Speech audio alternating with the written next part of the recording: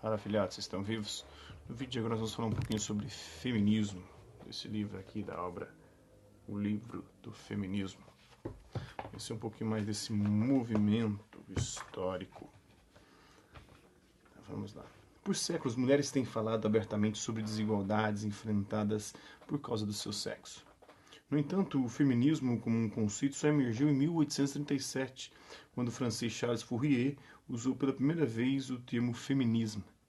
A palavra foi adotada na Grã-Bretanha e nos Estados Unidos ao longo das décadas seguintes, quando era usada para descrever um movimento que tinha como objetivo conquistar a igualdade social, econômica e legal entre os sexos e terminar com o sexismo e a opressão às mulheres pelos homens.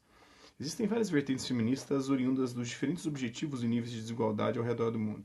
O desdobramento de suas ideias e objetivos continuou a moldar sociedades desde sua concepção e por isso se destaca como um dos movimentos mais importantes do nosso tempo, inspirando, influenciando e até mesmo surpreendendo o enorme número de pessoas conforme continua a se desenvolver. Essa é a introdução aí, né? Pavimentando o caminho. A dominação masculina está enraizada no sistema patriarcal, que esteve na base da maior parte das sociedades humanas por séculos. O sistema patriarcal nasceu no momento em que as sociedades se tornaram mais complexas, passando a exigir mais regulação, e os homens criaram instituições que reforçavam o seu poder e infligiam opressão às mulheres. As regras masculinas foram impostas em todas as áreas da sociedade, do governo, leis e religião ao casamento e ao lar. Subordinadas a essas regras masculinas e impotentes, as mulheres eram vistas como inferiores aos homens em termos de posição cultural, social e intelectual. As evidências de mulheres desafiando os limites impostos pelo patriarcado são escassas, principalmente porque os homens controlavam os registros históricos. No entanto, com o advento do iluminismo no final do século XVII e início do século XVIII, e a ênfase ao desenvolvimento intelectual e à liberdade individual, mulheres pioneiras começaram a chamar a atenção para as injustiças que sofriam.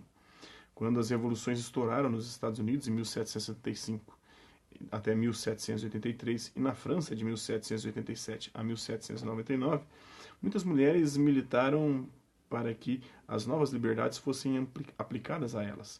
Por mais que essa militância não tenha sido bem sucedida à época, não demorou muito para que mais mulheres se juntassem à causa. Então nunca me senti inferior. No entanto, ser uma mulher relega toda mulher a uma condição secundária. É um trecho aí de Simone de Beauvoir. Então, as ondas. Os sociólogos identificam 3 ondas principais do feminismo, mas algumas feministas saúdam uma 4ª onda na segunda década do século XXI. Cada onda teve catalisadores específicos, embora alguns vejam a metáfora como um problema, já que reduz cada onda a um único objetivo, quando o feminismo é um movimento em evolução constante, com amplos objetivos.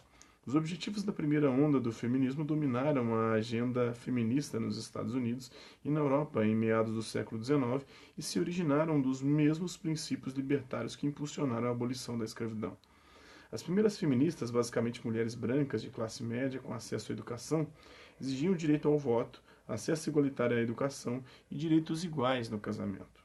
A primeira onda vai até cerca de 1920, época em que a maior parte dos países ocidentais já havia garantido às mulheres o direito ao voto. Com a atenção voltada para o esforço de guerra durante a Segunda Guerra Mundial, de 1939 a 1945, só nos anos 60 a segunda onda começou a florescer, embora influenciada por textos que emergiram durante o período de guerra. O slogan "O pessoal é político" sintetizou o pensamento dessa nova onda. As mulheres perceberam que os direitos legais adquiridos durante a primeira onda não tinham levado a nenhuma melhoria real em suas vidas cotidianas. E voltaram sua atenção à redução da desigualdade em áreas que iam do local de trabalho à família, para falar abertamente sobre normas sexuais.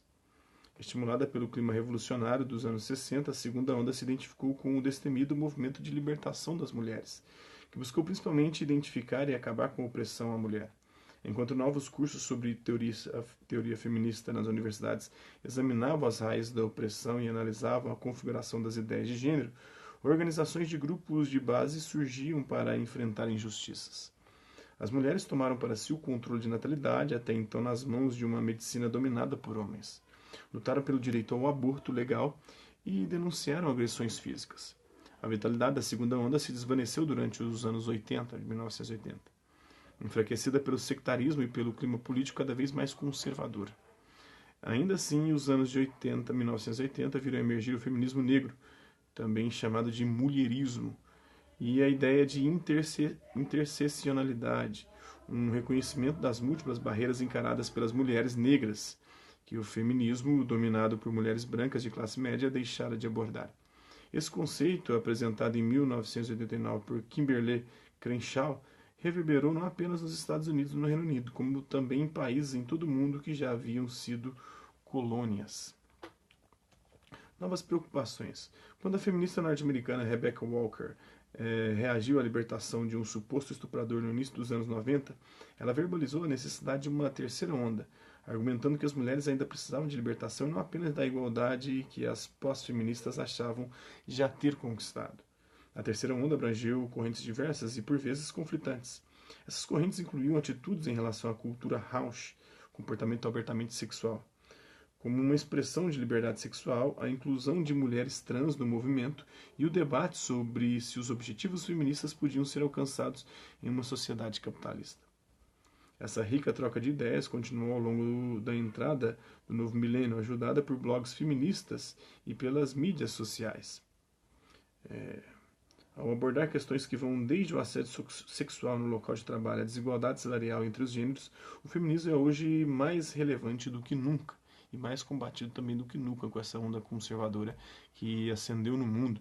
Chegou ao poder nos Estados Unidos, está chegando na Europa, chegou na América Latina e está tomando conta aí, varrendo o planeta, e o feminismo passou a ser questionado.